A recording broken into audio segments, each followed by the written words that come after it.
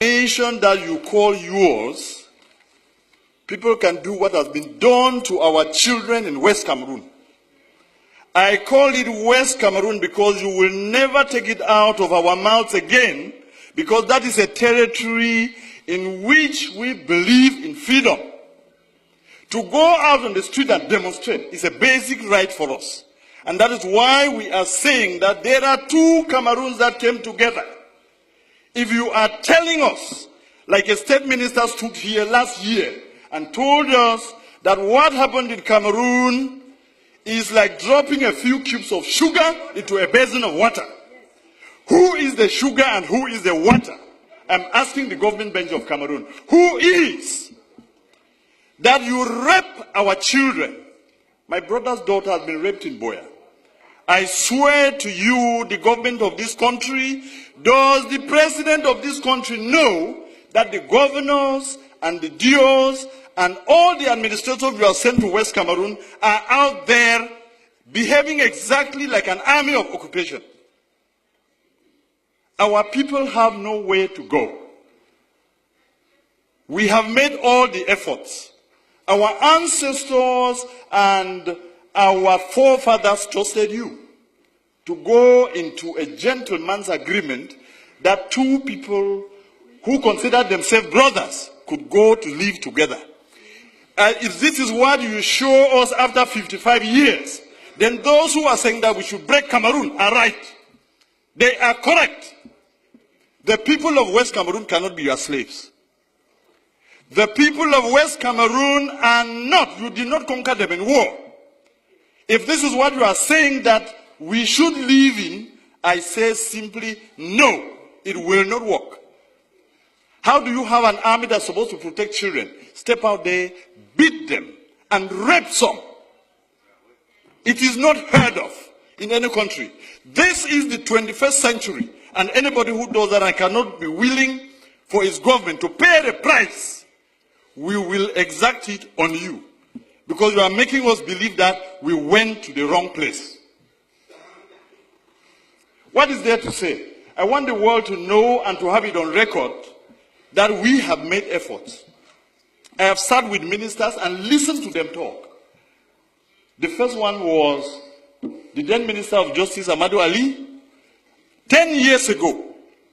And I took my time, drove from Kombo to Yaoundé to tell him something is brewing out there. This thing that you people are sending gendarmes to beat people up and say all of these things, there is pain in West Cameroon. And as Minister of Justice, be very careful. What happens there?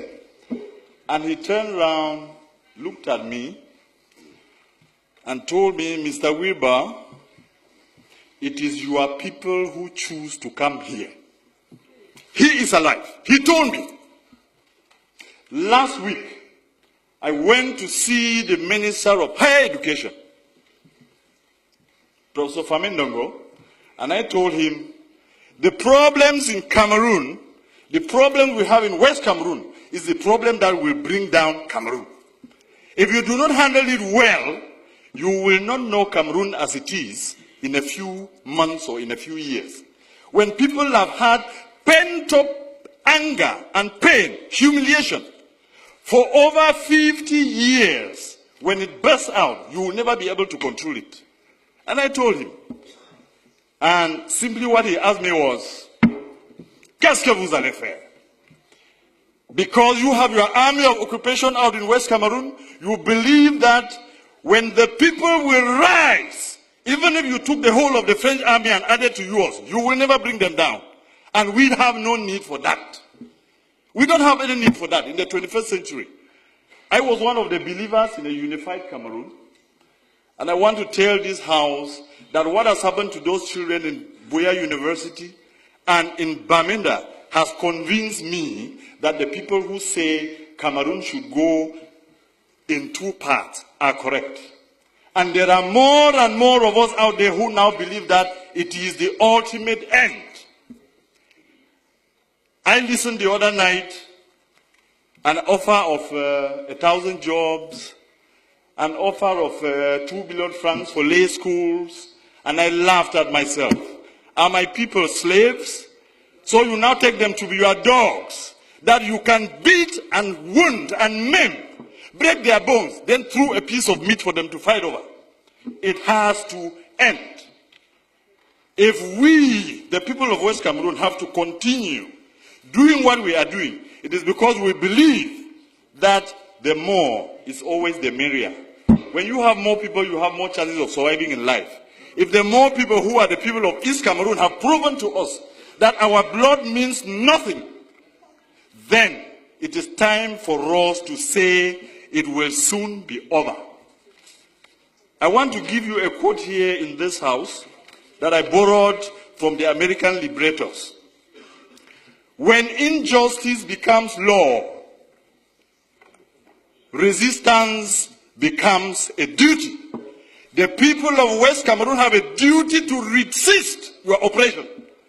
I call it oppression because of what I've seen in the field. Let me quote you another two instances. 3 weeks ago, there was an incident in Bangolan, which is a neighboring village to Jakiri, where I come from. And I don't know what it was about, and a gendarme officer was killed. And the forces of law and order, under the instructions of the SDO of Ngokitunya, move into Jakiri, a neighboring village, and take away 100 men.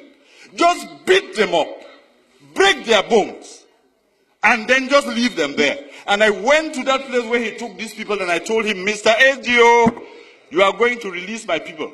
He sent soldiers to me, and one of them told me, I said, I am the representative of these people because I'm a parliamentarian. And the guy, young man, turned around and asked me, "Et puis quoi? On n'est pas ici à Yaoundé." And he drew a line on the ground to tell me, if you cross here, you will see the consequences. Unfortunately for him, I happen to be a descendant of the warriors, so nobody draws a line before me. And I crossed, and I told him, shoot me. I told the SDO, release my people. In 12 hours, he released them. But some are still lying in the hospital.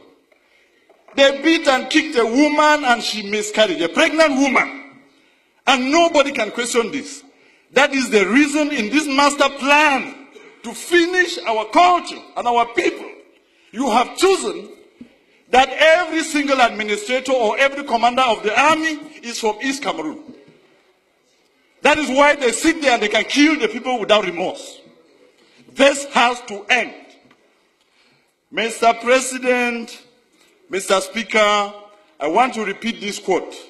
When injustice becomes law, resistance becomes a duty. We, the people of West Cameroon, will resist you, and if you want to take that territory by force, you will kill to the last man before you take it. And you can start from me today. You can start from me. It has to end. Somebody has to know that this is not how you treat a people. 50 years is too long. 50 years is a very, very long time. And we come here and sit just talking about the budget. You normalize murder. You normalize rape. Mr. Speaker, I am sorry to tell you that this is part of the resistance. You will hear me to the end. When injustice becomes law, resistance becomes a duty. It is my duty to defend my people.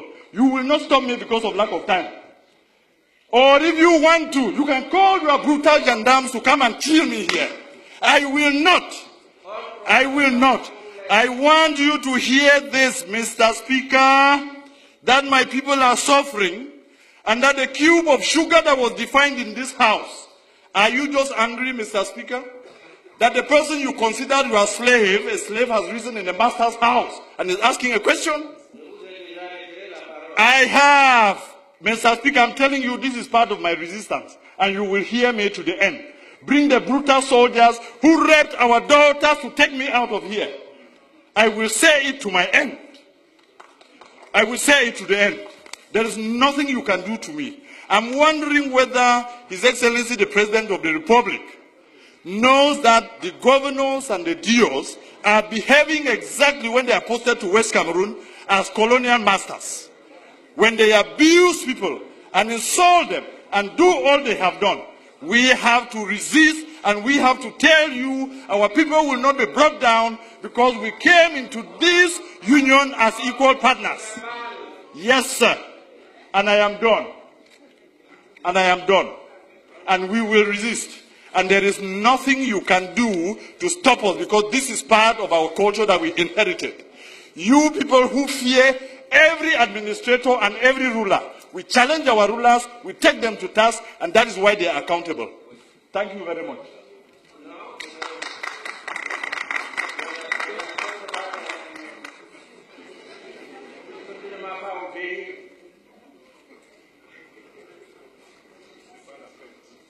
Mettre sur pied un programme d'urgence de réhabilitation et de mise à niveau de toutes ces formations sanitaires victimes d'accidents.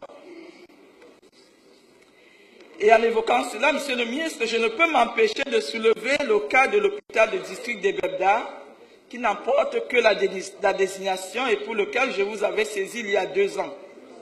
À ce jour, le plateau technique de cette formation reste on ne peut plus sommaire. Or, cette localité est très souvent le théâtre d'accidents mortels, volant alors qu'elle marchait paisiblement et prudemment le long de la route. Monsieur le ministre, c'est un cri de détresse que je lance. J'espère qu'il sera entendu. Me tournant à présent vers le ministre en charge du développement urbain, je voudrais relayer les cris de détresse des habitants de certains quartiers de la capitale de notre pays. Mimboman 3, Etam, Bafia, Mkolombon, ils sont nombreux, Monsieur le ministre. Ces quartiers de la zone urbaine de Yaoundé confrontés à l'inaccessibilité en raison de l'état de dégradation avancée des voies. Nous pensons, Monsieur le ministre, qu'il est urgent de prendre en compte dans le programme d'urgence en cours certains de ces axes routiers pour permettre à notre cité capitale d'être un milieu de vie agréable pour tous ses habitants. Je voudrais également signaler à votre attention, au cas où vos collaborateurs ne l'auraient pas fait encore, le danger permanent que constitue la voie d'accès, du reste très fréquentée, reliant le rond-point école publique Bastos à la rue dite Dragage. Depuis plusieurs mois, les usagers assistent impuissants à l'érosion progressive de l'étroite ruelle au point de franchissement de la rivière Mfunzi. Il serait indiqué d'y opérer une intervention urgente avant la survenance d'une catastrophe, c'est-à-dire l'effondrement total de ce qui tient encore lieu de chaussée. Voilà quelles étaient mes préoccupations, Monsieur le très honorable Président de l'Assemblée nationale, et j'exprime d'avance mes remerciements aux membres du gouvernement pour la prise en compte de ces plaidoyers, afin que le ciel de l'émergence vers laquelle nous conduit le chef de l'État, son Excellence Paul Biya, se dévoile pour l'immense majorité de nos compatriotes. Je vous remercie.